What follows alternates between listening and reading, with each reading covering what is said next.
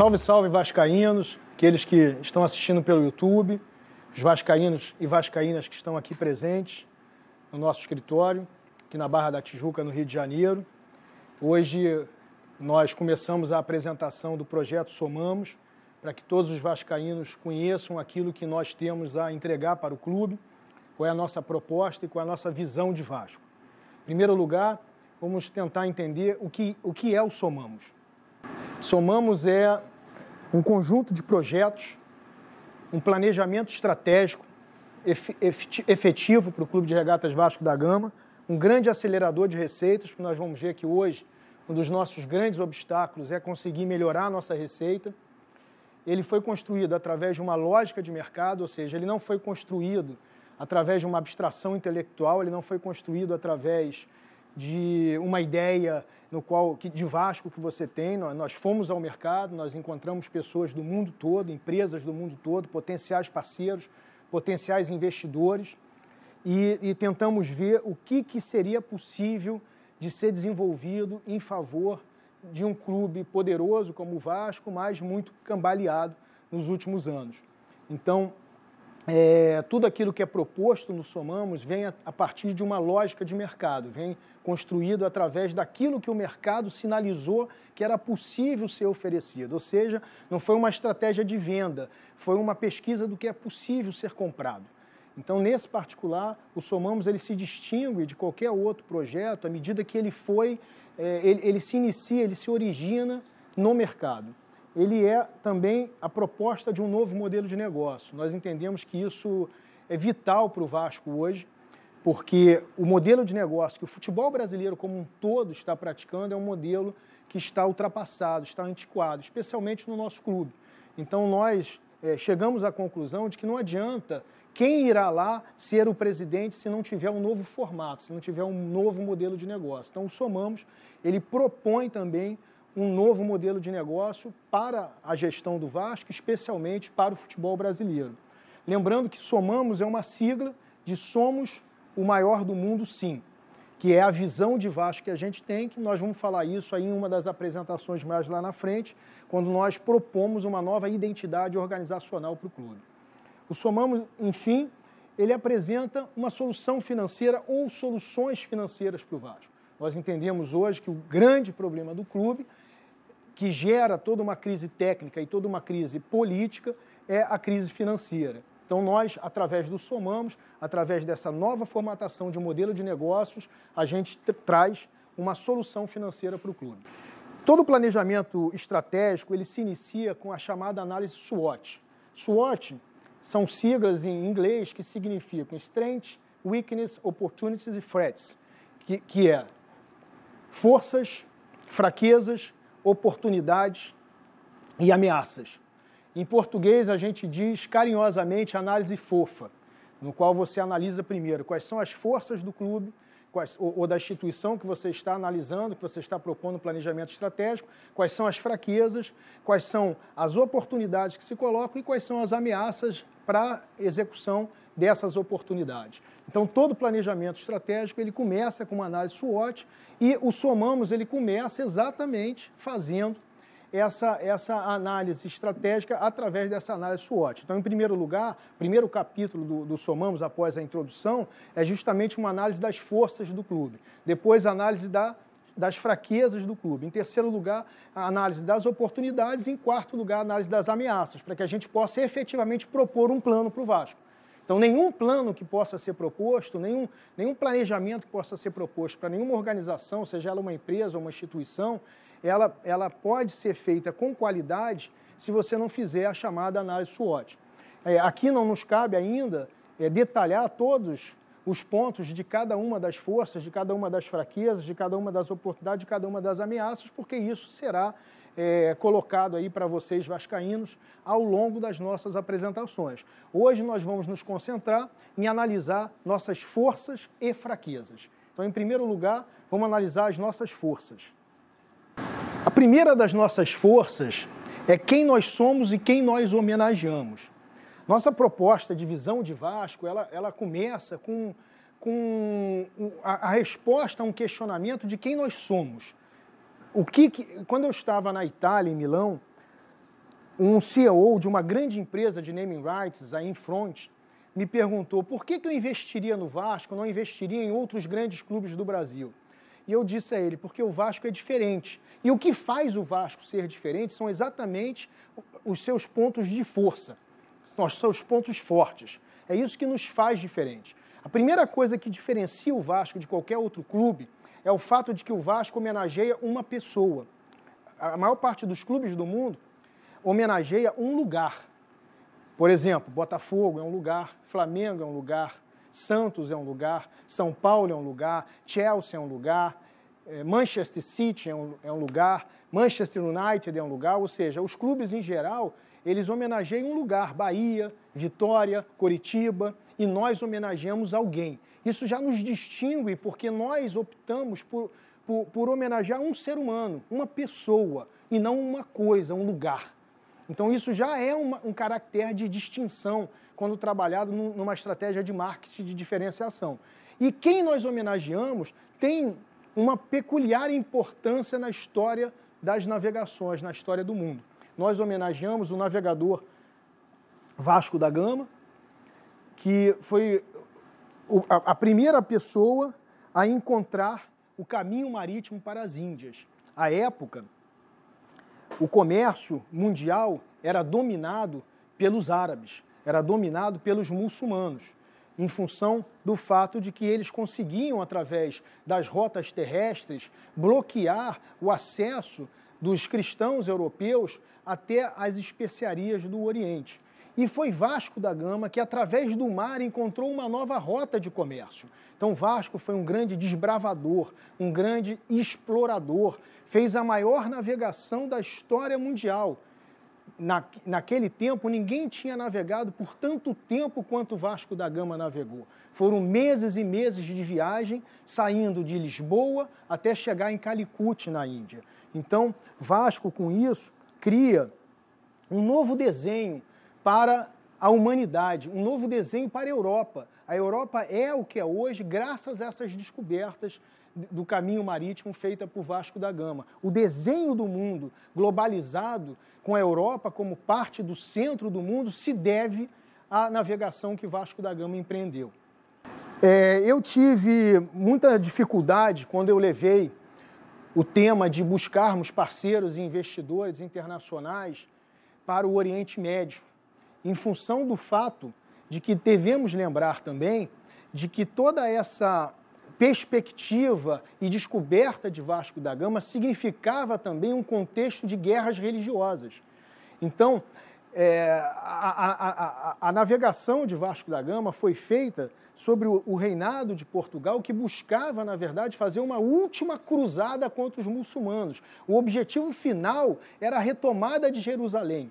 Então, nós estávamos num contexto de guerras religiosas. E aí, como que você consegue, com um símbolo cristão, como é a nossa cruz de Cristo, atrair investidores e parceiros, mostrando a eles, do Oriente Médio, mostrando a eles que nós carregamos símbolos de guerras que eram feitas naquela época contra a religião deles. Então, essa parte do Somamos, para mim, foi muito especial. Ela teve uma série de reflexões aprofundadas acerca de como a gente poderia repaginar a marca Vasco, como que a gente poderia reposicionar o Vasco frente a essas possibilidades do Extremo Oriente. Eu tive conversas com investidores possíveis em Emirados Árabes, por exemplo, e isso era um tema, e o Somamos se preocupou com isso. Então, nós fizemos pesquisas para mostrar que Vasco foi ajudado por Ahmad Ibn Majid, que é talvez o Vasco da Gama dos árabes, o grande navegador árabe. Vasco, existem pesquisas que demonstram que, na verdade, Vasco utilizou de ferramentas e técnicas de navegação, instrumentos náuticos, cartas náuticas construídos por Ahmad Ibn Majid. Então, isso foi uma maneira da gente dar um toque de possibilidade de união, de elo, de conexão também com o mundo árabe, para que a gente não pudesse, para que a gente não desperdiçasse oportunidades comerciais que pudessem vir da venda de uma marca que tivesse atrelada a um significado único e exclusivamente religioso. E isso vai desaguar no símbolo do que o Somamos é. Isso vai desaguar, na verdade, nessa simbologia que a gente propôs para o Somamos. Esse símbolo do Somamos, ele tem essa característica. Por quê? Porque a fênix, ela tem origem egípcia e ela foi muito usada na cultura árabe, muito embora tenha também sido depois herdada pela cultura romana, pela cultura grega. A fênix representa o quê?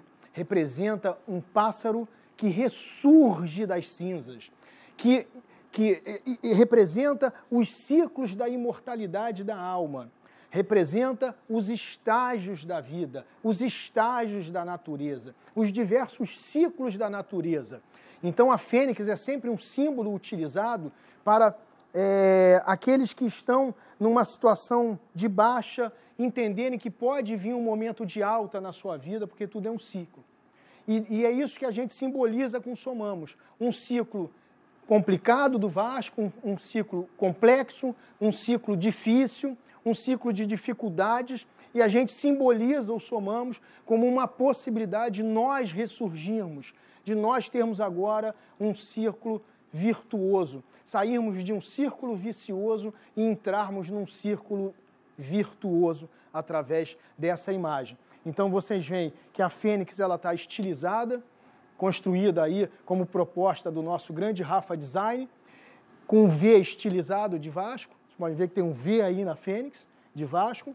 E a gente fez questão de colocar a cruz de Cristo para simbolizar a paz entre cristãos e muçulmanos e também para simbolizar propositadamente a cruz de Cristo tradicional, que foi utilizada nas caravelas, que não é o que o nosso clube tem usado como nosso símbolo, mas porque ela tem esse símbolo de adição, que significa somar, porque o Somamos também carrega essa ideia de todos somamos, todos agregamos, todos contribuímos.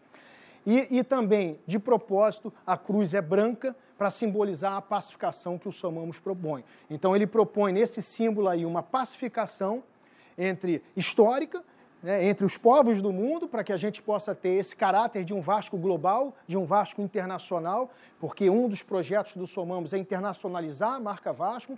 Então esse caráter da gente ter essa união de símbolos que representam diferentes povos, diferentes religiões, diferentes culturas, do ponto de vista externo, nos interessa como estratégia de marketing e nos interessa também que isso simbolize a própria paz no Vasco, a própria construção de uma pacificação no Vasco, porque isso tudo está aí simbolizado por essas imagens que a gente entendeu que bastante bem simbolizariam o que é a proposta do Somamos. Enfim, vale essa frase aí de Roger Crowley, que é um historiador britânico, que diz: houve um período da história que um pequeno e pobre reino da Europa se lançou às águas do tão desconhecido e misterioso Oceano Atlântico, para dar início ao ciclo extraordinário de mais de 500 anos de expansão ocidental. Até então considerada a parte mais atrasada a oeste do continente europeu, Portugal rapidamente se transformou no centro de um império global e abriu definitivamente o caminho para as forças da globalização que ainda hoje dão formato ao nosso mundo. Roger Crowley é um historiador britânico conhecido e ele percebe que esse caminho marítimo das Índias, descoberto por Vasco da Gama, constrói a Europa da maneira como a Europa é hoje e constrói todo o conceito de globalização, que nasce a partir do momento que a Europa consegue expandir as suas rotas comerciais marítimas para as Índias. E isso é o que nós homenageamos, é quem nós homenageamos. Homenageamos alguém que abriu uma expansão global, alguém que abriu o comércio mundial. E isso é muito importante para nós, do ponto de vista de marketing, no momento que a gente pretende trabalhar como uma das nossas forças a quem nós homenageamos, para que vá isso acarretar toda essa possibilidade desse Vasco internacional, desse Vasco global, desse Vasco sem fronteiras, desse Vasco que procure, através do exemplo de um clube de futebol, ter adeptos, admiradores e fãs no mundo inteiro. E está bem simbolizado pela nossa camisa, né, pelos nossos símbolos. Aqueles que ainda não sabem, né, nós vascaínos sabemos, mas como essa apresentação será também para possíveis investidores e parceiros, né, a nossa camisa preta, que é o nosso uniforme número 1, representa a vastidão, a escuridão, a imensidão, o desconhecido do oceano, que foi navegado por Vasco da Gama, especialmente o Oceano Índico. A faixa branca é justamente o trajeto da caravela, representada pela Cruz de Malta, no sentido da navegação no Oceano Índico. Então, nós temos aí representado na nossa camisa a história da expansão marítima, do caminho marítimo descoberto por Vasco da Gama. Nossa próxima força é a nossa história. Ou seja, além de homenagearmos alguém que nos dá um caráter global, um caráter internacional, nós temos a característica de sermos um clube identificado com a luta contra qualquer tipo de preconceito.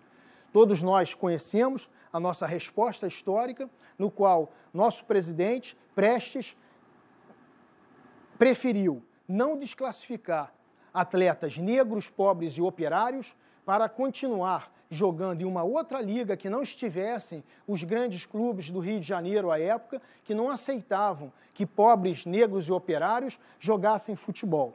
Então, a nossa resposta histórica foi um marco na nossa história e nos identificou para todo sempre como clube que abraça a inclusão social, como clube que apoia e suporta a diversidade, como um clube que luta contra todo tipo de preconceito.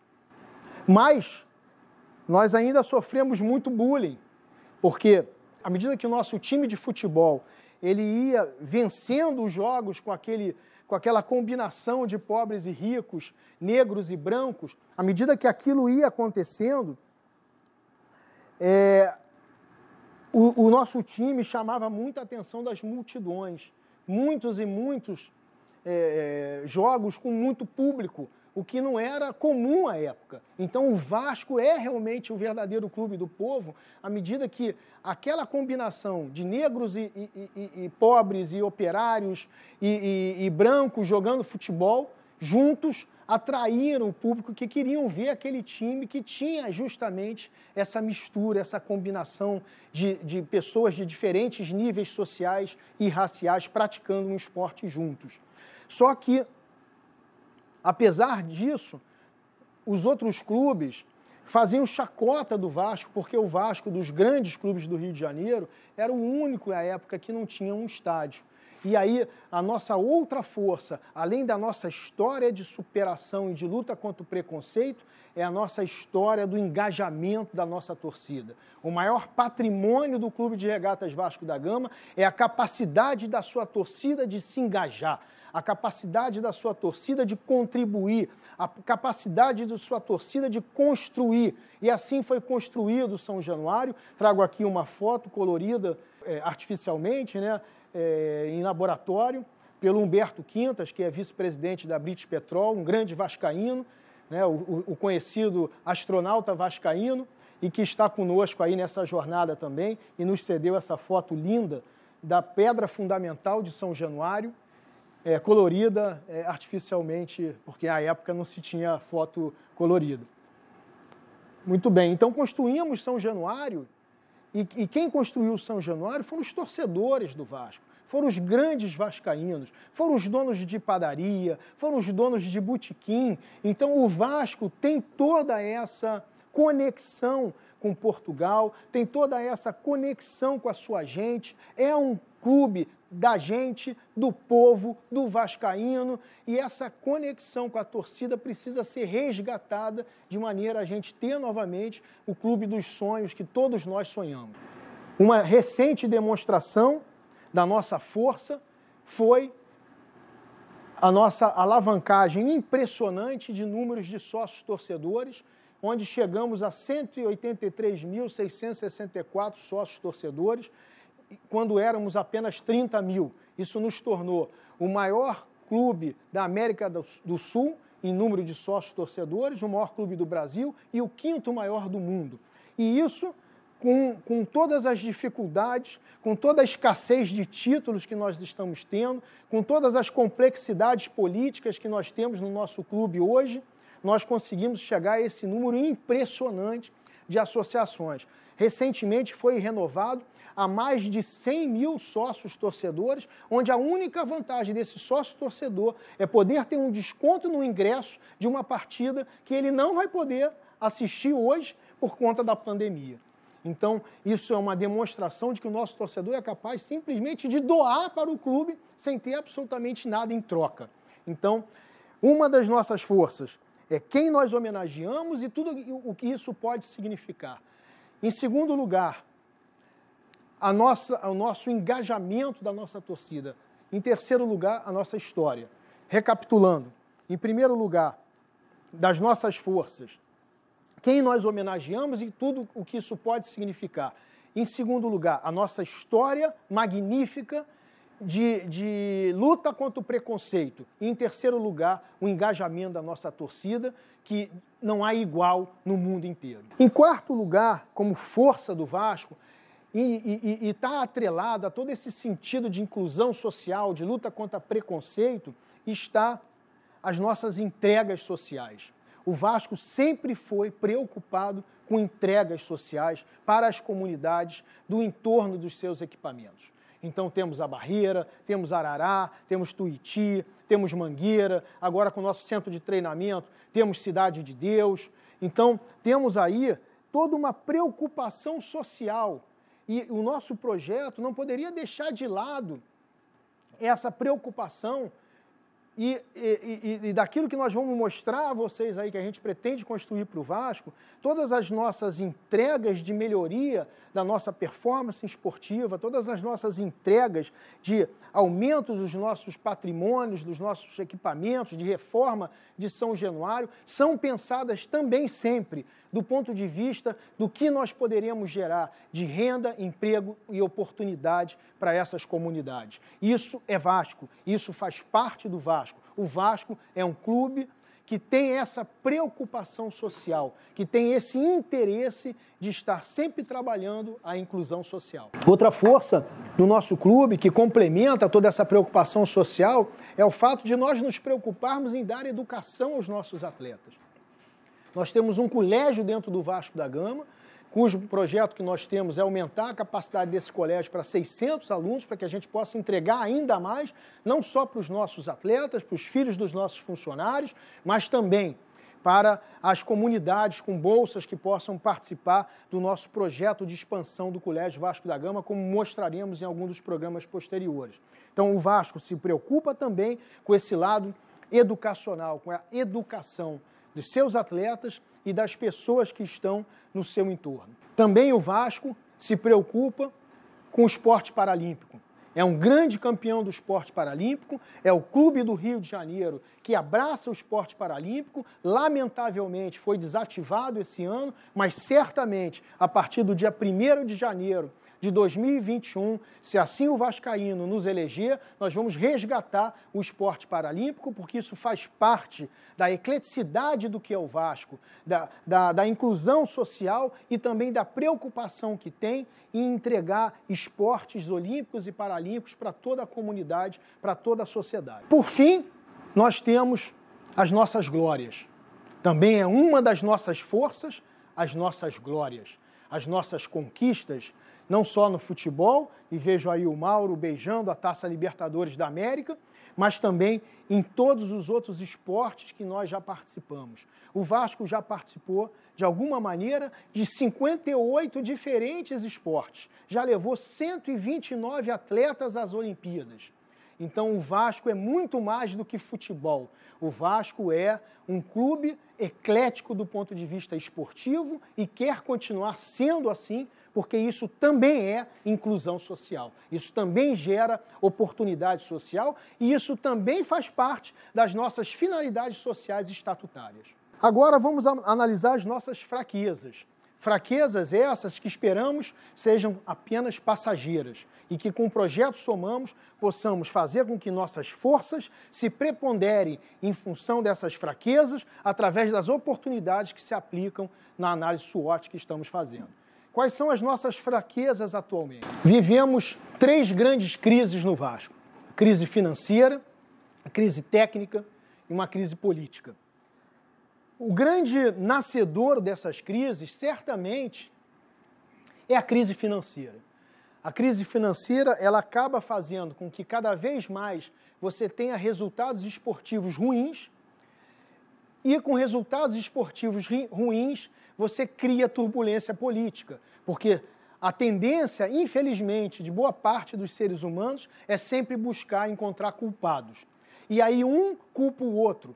A gestão atual culpa a gestão passada. A gestão passada culpa a outra gestão passada. A oposição diz que a culpa é da situação. A situação diz que a culpa é da oposição. Então é natural que num ambiente onde o clube, onde nós estávamos acostumados a vencer e a ter tantas glórias, quando você começa a entrar em declínio esportivo, começa a não ter tantos resultados esportivos como você costumava ter, tem a infelicidade de cair para a segunda divisão do futebol brasileiro por 3 vezes nos últimos anos, deixa de ganhar títulos de expressão, como os títulos de Campeonato Brasileiro, de Libertadores, que nós já vencemos, Copa do Brasil, que a última foi em 2011, nós entramos num ambiente extremamente tóxico, extremamente autodestrutivo, onde nós não conseguimos sair desse círculo se nós não encontrarmos para o clube solução financeira.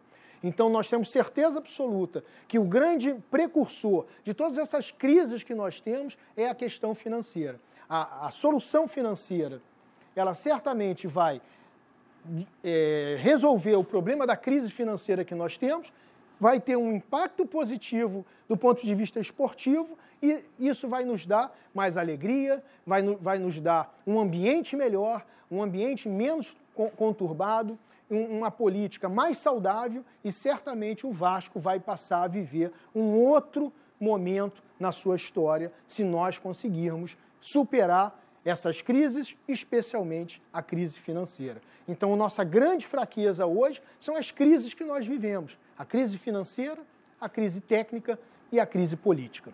Quando nós fazemos uma análise financeira, quando vocês receberem o Somamos, vocês vão ver isso de uma maneira muito aprofundada, nós vemos a evolução da nossa dívida, que parte lá de 2003 a um montante de cerca de 130 milhões de dívidas, a chegarmos ao ápice de termos 688 milhões em 2014 e 649 milhões hoje, no final do primeiro semestre de 2020.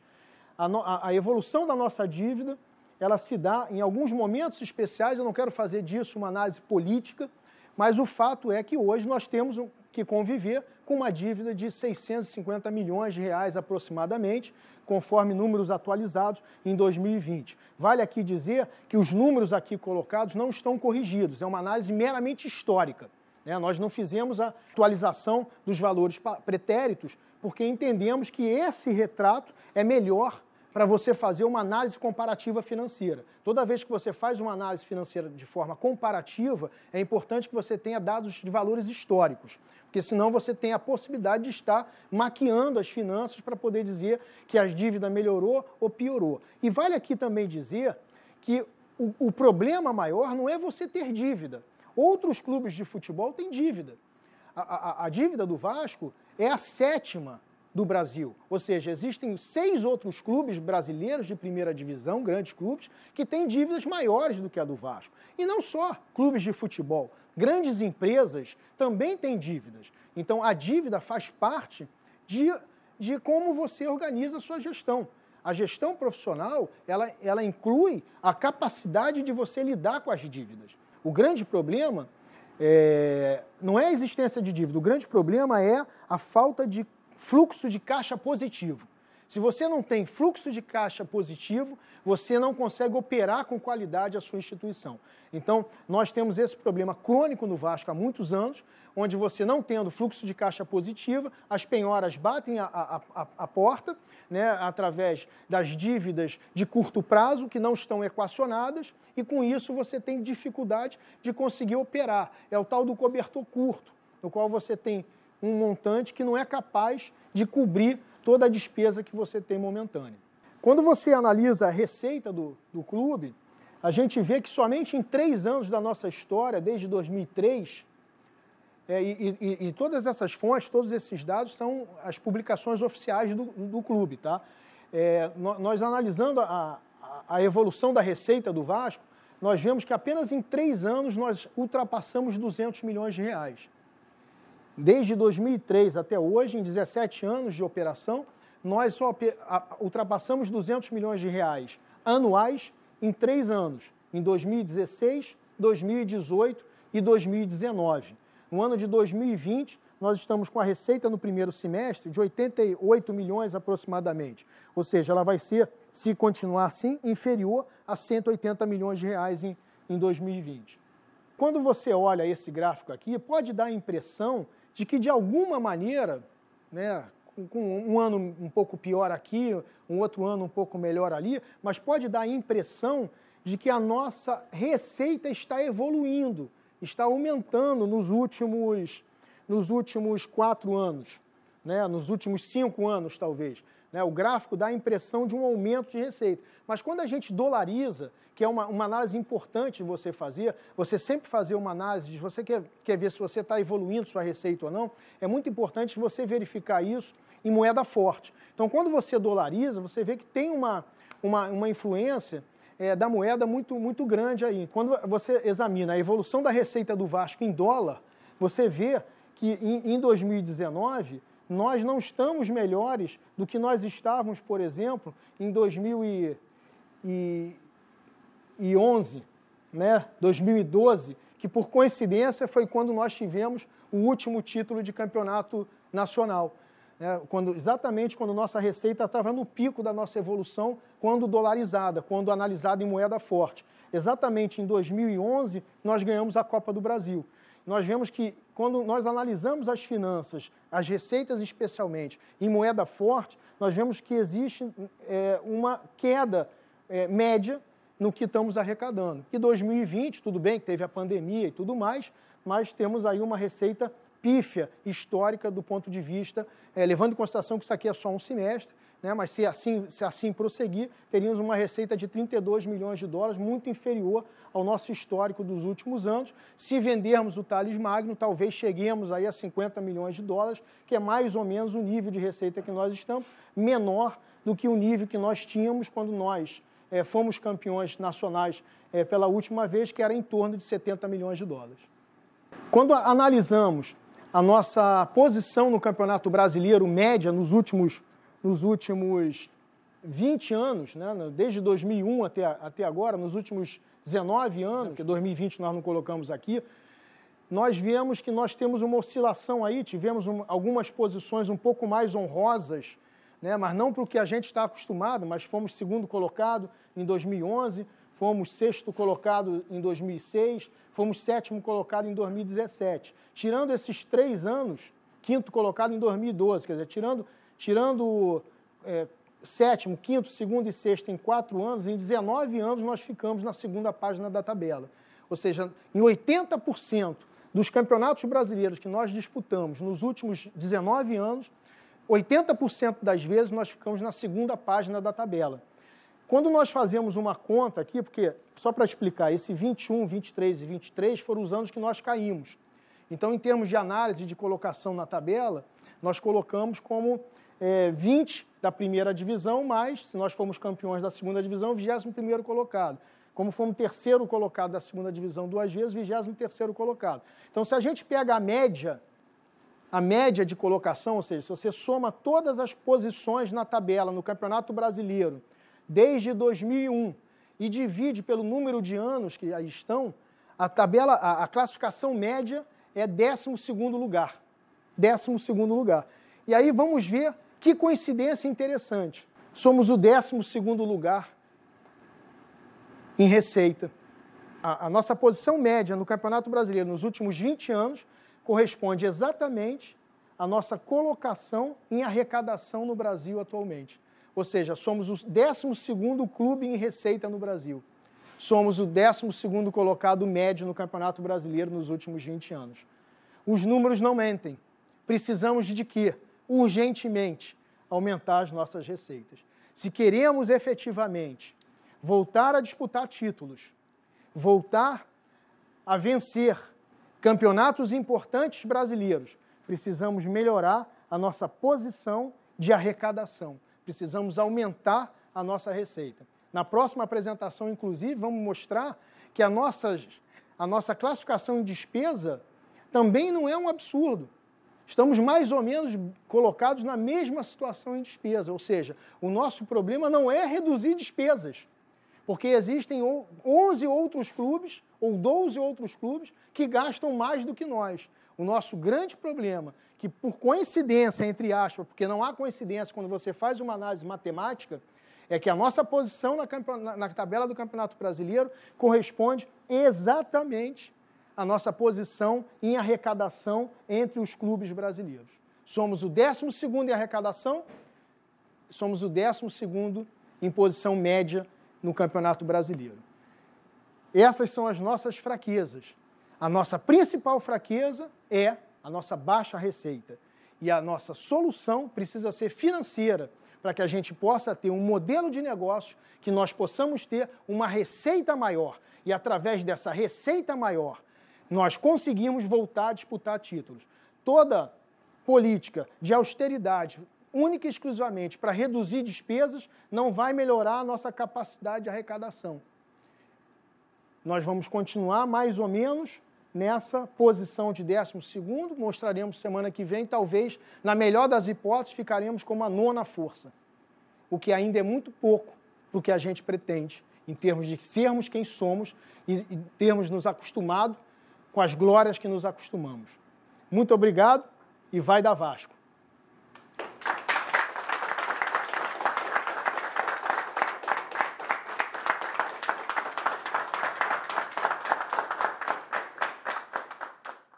Eu sou sócio do Clube de Regata Vasco da Gama há 58 anos, desde 1962, e estou apoiando incondicionalmente o candidato Luiz Roberto Levenciano pelo seu trabalho, pelo seu projeto, pelo que ele apresenta. Mais ainda, eu parodio um samba que eu participei, que diz o seguinte: por mais que existam barreiras, ele vai vencer todas.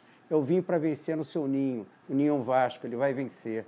É bom lembrar, ele não está sozinho. Todos nós, sócios do Vasco, estaremos com o Leven 2020, presidente do Clube de Regata Vasco da Gama. Muito obrigado. Olá, meu nome é Luciana Ferreira, sou sócia do Vasco e hoje eu pude ter a oportunidade de ver a apresentação do projeto Somamos, e uma das partes que mais me emocionou, porque é difícil você ver alguém falar de inclusão, é a parte realmente do projeto da inclusão. E abraçar todas as causas. Isso realmente vai ser bem importante para o Clube do Vasco.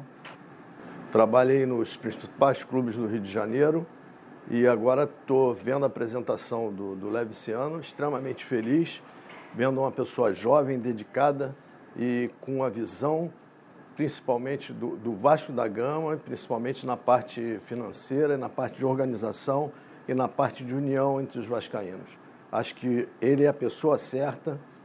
Eu conclamo todos os vascaínos a olharem com bastante cuidado, porque, com certeza, Levenciano é o nome para ser presidente do Vasco e levar o Vasco às conquistas mundiais que ele se propõe. O Vasco precisa dessa renovação e precisa de sangue jovem para poder se levantar. Tive o prazer e o privilégio hoje de participar da apresentação do projeto Somamos. E com muita alegria, muito otimismo, eu estou vendo que a gente tem pela frente um candidato que vai tratar o Vasco da Gama com a seriedade, a técnica e o profissionalismo financeiro e administrativo que o Vasco tanto precisa para retomar sua grandeza, retomar os valores tradicionais desde a nossa fundação. Muito feliz com isso. Vi agora o projeto Somamos, a apresentação do Levenciano, e maravilhosa a apresentação. Eu, como sou da área financeira, esse projeto dele de aumentar a receita, esse trabalho que ele fez de análise de aumentar a receita e as despesas estão abaixo do que os outros clubes até apresentam, é isso, né? O estudo é esse, aumentar a receita para fazer outras maiores despesas, contratando profissionais de ponta para o nosso clube, né? É o que nós estamos precisando hoje. E falar do Leven também, uma pessoa honesta, digna, um profissional super respeitado e que a gente está embarcando nessa campanha dele com todo amor e com todo carinho pelo nosso Vasco. É isso. Reforçar mais uma vez que o Leve, em 20 anos de política do Vasco, eu nunca vi um candidato tão bem preparado. Ele é honesto, ele é uma pessoa ímpar, tem uma credibilidade no mercado onde ele atua muito grande, e eu acho que tem tudo para dar certo no Vasco. Meu voto vai ser dele com certeza, e espero que todo mundo também compre essa briga, que a gente precisa realmente botar o Vasco onde ele sempre teve. Vai dar Vasco!